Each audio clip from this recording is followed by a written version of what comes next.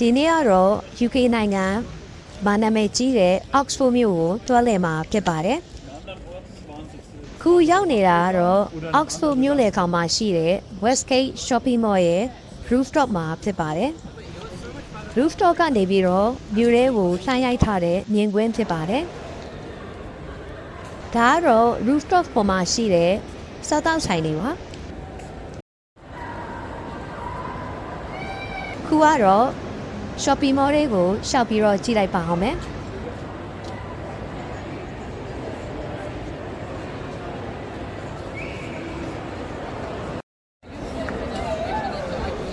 shopping mall ထဲမှာတော့ UK နိုင်ငံမှာနာမည်ကြီးတဲ့ brand ပေါင်းစုံကိုတွေ့ရပါတယ်။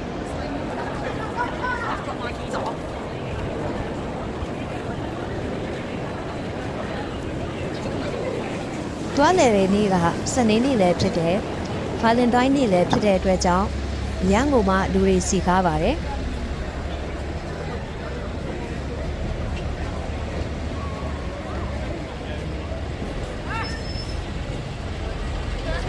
ခုကတော့ Westgate Shopping Mall ကထွက်လာပြီးတော့မြို့ထဲကိုရှောက်ကြည့်မှာပါ။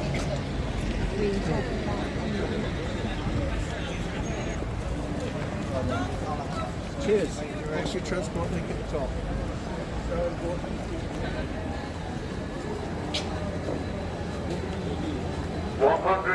ခုမြင်ရတာကတော့ Oxford မြို့လယ်မှာမောင်းတဲ့ bus ကားပါ။တွားတဲ့လမ်းတစ်လျှောက်မှာလည်းစားတောက်ဆိုင်တွေနဲ့ဝတ်စားသုံးဆောင်ဆိုင်တွေကိုအများကြီးတွေ့ရပါတယ်။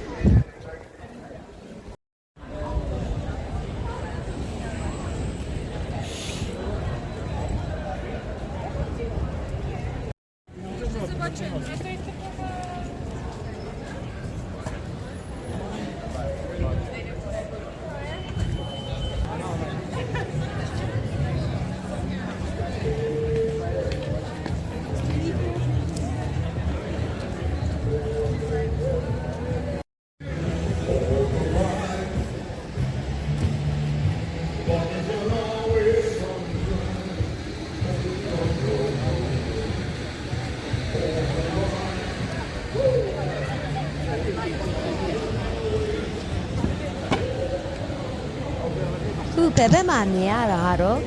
လက်ဆောင်ပစ္စည်းရောင်းတဲ့ရောင်းဆိုင်တွေပါ။အမှတ်တရပစ္စည်းတွေဝယ်လို့ရပါတယ်။အထူးအဆန်းပစ္စည်းတွေရောင်းတဲ့ဆိုင်တွေလည်းရှိပါတယ်။ခုမြင်ရတဲ့အိမ်ကတော့ရန်ကိုရှေးဟောင်းချတဲ့အိမ်ဖြစ်ပါတယ်။သူ့ရဲ့အိမ်ဒီဇိုင်းကလည်းစားတဲ့အတွက်အမှတ်တရအနေနဲ့ရိုက်ထားတာပါ။ခုမြင်ရတာကတော့ Tourist Information ဌာနဖြစ်ပါတယ်။သိစင်တဲ့ information တွေကိုမေးမြန်းလို့ရပါတယ်။ဒါကတော့မုတ်ချိုတွေရောင်းတဲ့ဆိုင်ပါ။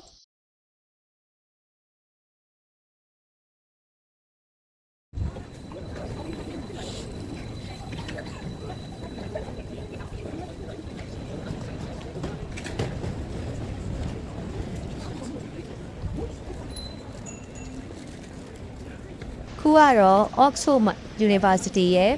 နာမည်ကြီးတဲ့သီတာတွေ library တွေရှိတဲ့ဘက်ကိုလမ်းလျှောက်နေတာပါ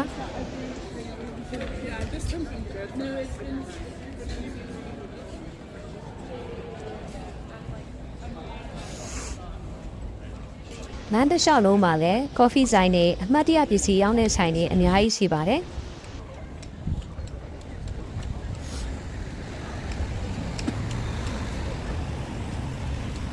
ဒါကတော့ရှီဟောင်းအဆောက်အဦတစ်ခုမှတွေ့ရတဲ့တစ်သားတကားတစ်ခုပါလက်ရလှတဲ့အတွက်ရိုက်ထားတာပါ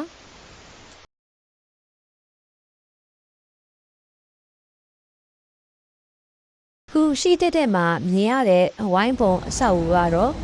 Sheldonian Theatre ပါဒီကားအနေကတော့ Hop on Pop Off လို့ခေါ်တဲ့ tourist တွေအစီးများတဲ့ကားပါနာမလျှောက်ချင်မှုဆိုရင်တော့အဲ့ဒီကားကိုစီးလို့ရပါတယ်ကဲအခုကတော့ Sheldonian Theatre compound နဲ့ဝင်လာတာဖြစ်ပါတယ်ခုရှိတဲ့မှာမြင်ရတာကတော့ Bodleian Library ဖြစ်ပါတယ်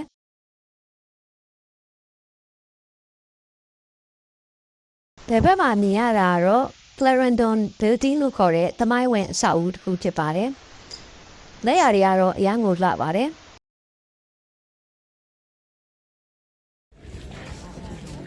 library တွေကိုတော့ပိတ်ထားတဲ့အတွက်ကြောင့်ဝင်ကြည့်လို့မရခဲ့ပါဘူး။အပြင်ကနေပဲဗီဒီယိုရိုက်ခဲ့ပါတယ်။လာပြီးတော့ကြည့်နေတဲ့ tourist တွေနဲ့လာလဲတဲ့လူတွေလည်းအများကြီးပါပဲ။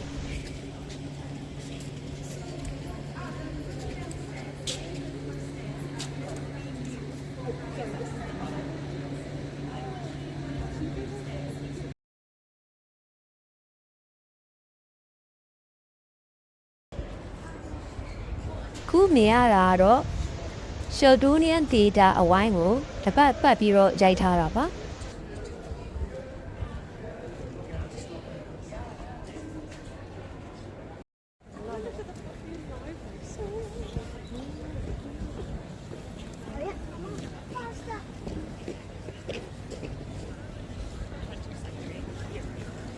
ဒါကတော့ Western Library ဖြစ်ပါတယ်။ library ရဲ့အထဲကိုဝင်ကြည့်လို့ရပါတယ်။ဒါပေမဲ့အိမ်ကြီးကတော့အချိန်သိမ့်မရတဲ့အတွက်ကြောင့်ဝင်မကြည့်ခဲ့ပါဘူး။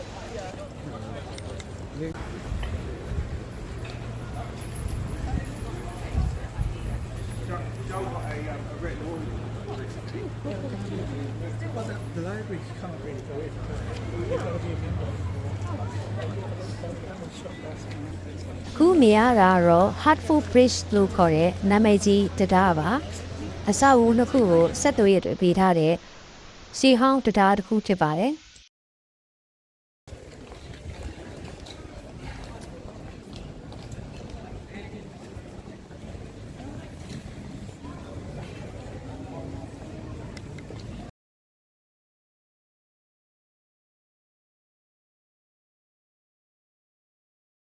ခုကတော့ Bolivarian Library ဝင်တဲ့ကိုဝင်လာတာဖြစ်ပါတယ်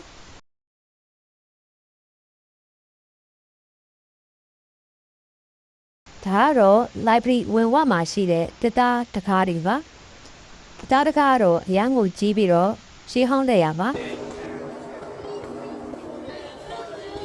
ခုမြင်ရတာကတော့ library ဖြစ်ပါတယ် University Library ဆိုတဲ့အတိုင်းကိုပဲအရန်ကိုကြီးပြီးတော့သမိုင်းဝင်အမှတ်အသားတွေအကုန်ကိုထိန်းသိမ်းထားတဲ့နေရာဖြစ်ပါတယ်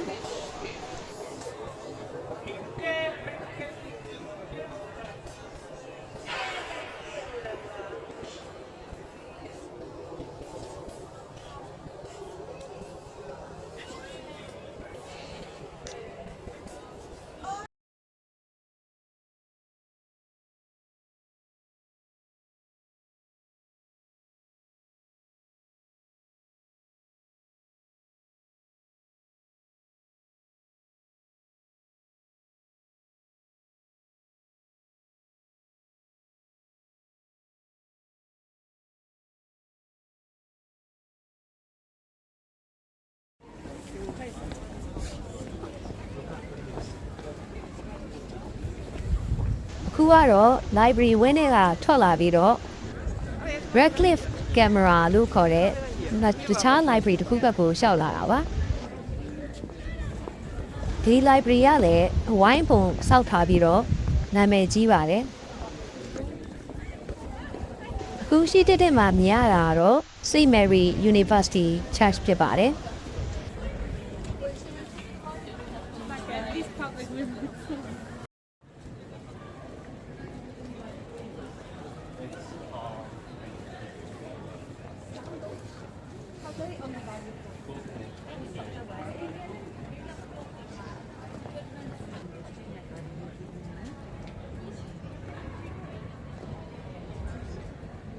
ဒီ Radcliffe Camera Library ကတော့အပြင်လူတွေဝင်လို့မရပါဘူး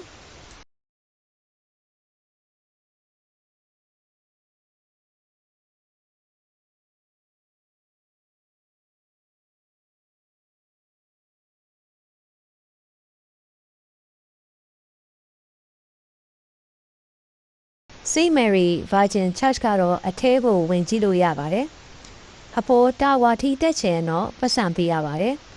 Church အထဲကတော့ဒီတိုင်းပဲဝင်ပြီးတော့လေ့လာလို့ရပါတယ် Church ထဲမှာလည်းရှေးဟောင်းလက်ရာတွေအများကြီးပါပဲညံကိုစိတ်ဝင်စားဖို့ကောင်းပါတယ်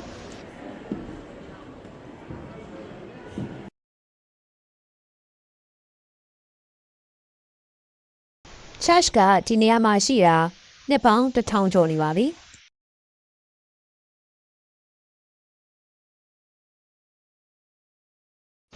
Church ထဲမှာလည်း Church ရဲ့သမိုင်းကြောင်းတွေကိုရေးထားတဲ့စာတွေအများကြီးတွေ့ရပါတယ်။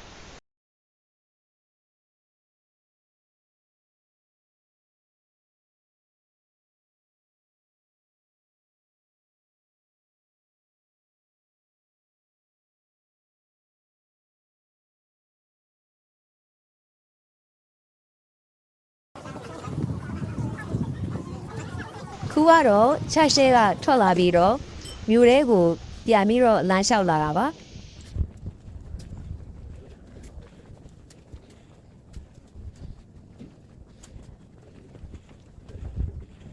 Oxford မြို့မှာရှိတဲ့လမ်းကြားလေးတွေကအရန်ကိုပဲတန့်ရှင်းပါတယ်။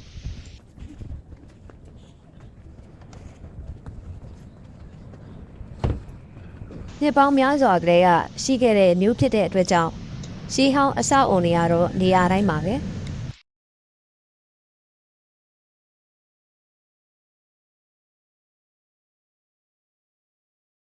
လမ်းတစ်လျှောက်မှာလည်း Oxford University အောက်မှာရှိတဲ့ college တွေကိုတွေ့ရပါတယ်။ခုမြင်ရတာကတော့ခုနဝင်ကြည့်ခဲ့တဲ့ St. Mary Church ပါပဲ။တခြားဘက်ကနေမြင်ရတာပါ။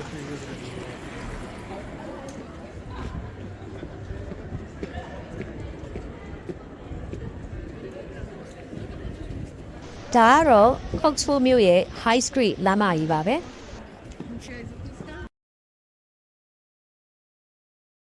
ခုမြင်ရတာတော့ St. Edmund Hall ပါအထဲကိုအလကားဝင်ကြည့်လို့ရပါတယ်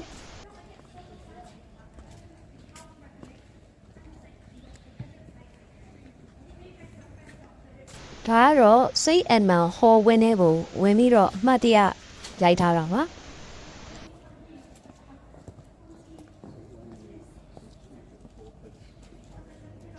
ခုရှိတဲ့မှာမြင်ရတဲ့အဆောက်အဦကတော့တစ်ပင်တွေတွေ့တက်နေပါတယ် UK နိုင်ငံမှာကတော့အဲ့လိုမျိုးတစ်ပင်တွေကိုအလှဆင်ထားတဲ့အိမ်တွေအများကြီးရှိပါတယ်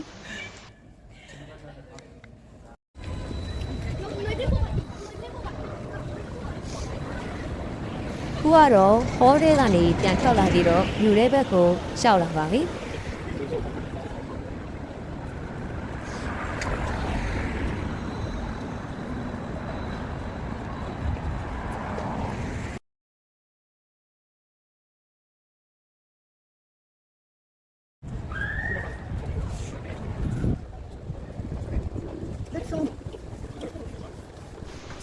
ခုကတော့ Ashmolean Museum ဘက်ကိုရှောက်လာတာပါ Ashmolean Museum ရဲ့ရန်ကတော့ Oxford မြို့မှာနာမည်အကြီးဆုံး Museum တစ်ခုဖြစ်ပါတယ်ဝင်ကြီးလည်းအခမဲ့ဖြစ်ပါတယ်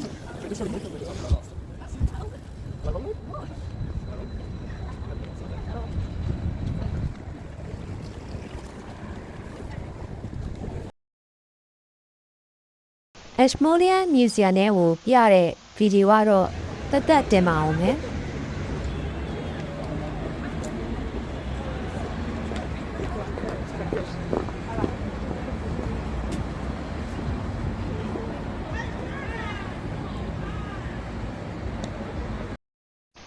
ခုရှိတဲ့မှာမြင်ရတာတော့ Ashmolean Museum မှာခုမြင်ရတာတော့ Central Pascal Gate ဖြစ်ပါတယ်လန်ဒန်ကနေအောက်စ်ဖို့ကိုကားစီးပြီးလာမယ်ဆိုရင်တော့ဘတ်ကားတွေကဒီမှာပဲရပ်ပါတယ်ဒါကတော့ဘတ်ကားကြီးရဲ့ဘေးမှာရှိတဲ့ street market လေးပါတစားတောက်မျိုးစုံနဲ့အမှတ်တရပစ္စည်းတွေရောင်းပါတယ်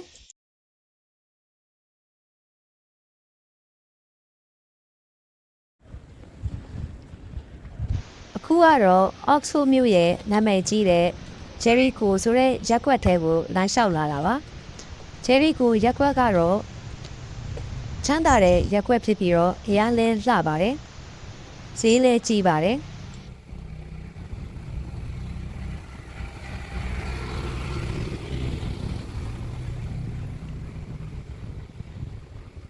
အခုမြင်ရတာကတော့ Jericho ရက်ကွက်ထဲမှာရှိတဲ့အိမ်တွေနဲ့တိုက်ခန်းတွေပါ Oxford University မှာတက်တဲ့ကျောင်းသားတွေလည်း အငှားနေကြတာများပါတယ်။ Oxford မြို့ကိုလဲတဲ့အကြောင်းကတော့ဒီလောက်ပါပဲ။ Ashmolean Museum အကြောင်းကိုတော့တခြားဗီဒီယိုမှာကြည့်နိုင်ပါတယ်။ဒီဗီဒီယိုလေးကိုနှစ်သက်တယ်ဆိုရင်တော့ channel လေးကို subscribe လုပ်ပေးပါ။